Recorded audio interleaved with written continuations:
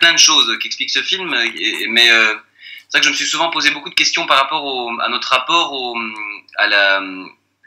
au vide, en fait. Quand on ne travaille plus, qu'est-ce qu'on fait, en fait? Et comment est-ce qu'on remplit ces moments de divertissement, obligatoires ou non? Comment est-ce qu'on remplit le temps libre, en fait? Et ça a toujours été un de mes sujets de prédilection. C'est un peu autobiographique. Ah oui, je crois que dans les trois personnages, il y a de l'autobiographie. Il y a Alfie, c'est le jeune Anglais qui est en camping avec ses parents et qui ne supporte pas leur emprise et qui essaye de s'en libérer pour aller se faire des amis et qui va prendre de très mauvaises décisions pour se faire des amis. Il y a certainement un peu moi de là-dedans. Il y a Perret, lui, voilà, c'est plus tendre, qui essaye de recréer une relation tendre et familiale avec sa fille. Et puis alors il y a la femme âgée qui part qui part de l'autre côté de l'Europe pour rencontrer un sex friend qu'elle a rencontré sur internet.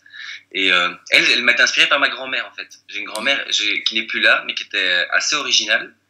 C'est une femme qui, à 80 ans, nous a annoncé qu'elle allait acheter une camionnette et qu'elle voulait faire le tour du monde. Et donc on a un peu rigolé d'elle et on croyait qu'elle est devenue un petit peu folle. Et en fait, elle a acheté sa camionnette, elle l'a aménagée et elle a fait pas le tour du monde, mais elle a fait le tour d'Europe. Et quelques années plus tard, à 85 ans, on a appris qu'elle avait un amant de 44 ans. Et voilà, moi je trouvais ça très très drôle. Ma mère, qui est sa fille, trouvait ça beaucoup moins drôle.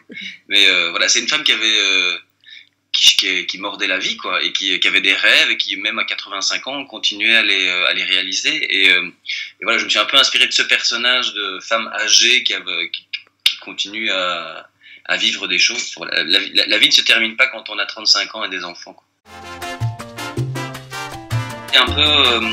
C'est un objet un peu con, naïf, simple, et je trouve qu'il y a une force poétique dans les objets quotidiens qui moi me parle très fort. Et puis je sais pas, il y a cette idée de parasol au singulier, sans article. Voilà, j'avais l'impression de voir que ça parlait déjà de solitude, de dire parasol.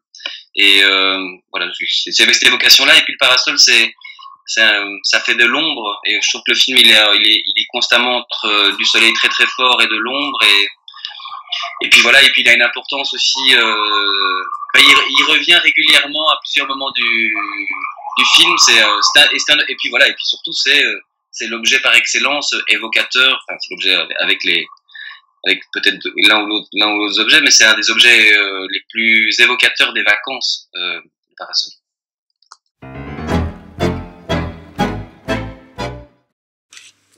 Mes prochaines vacances, moi j'ai envie de marcher, mais j'ai eu un accident qui m'empêche un peu de marcher, mais j'ai dû,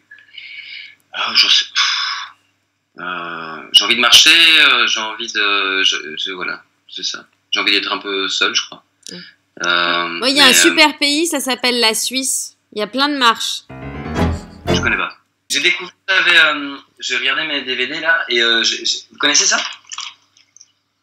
Donc j'ai hâte de découvrir, on m'a dit beaucoup de bien. Donc oui, juste pour vous dire, le monteur du film, qui est quand même un gars extraordinaire, Nicolas Rumpel, est suisse. Oui. Donc et le montage de ce film, c'est pas c'est une grosse signature du film, en fait. Oui. Le rythme, la manière dont les histoires sont racontées, c'est presque un co-scénariste, en fait, tellement le montage est important.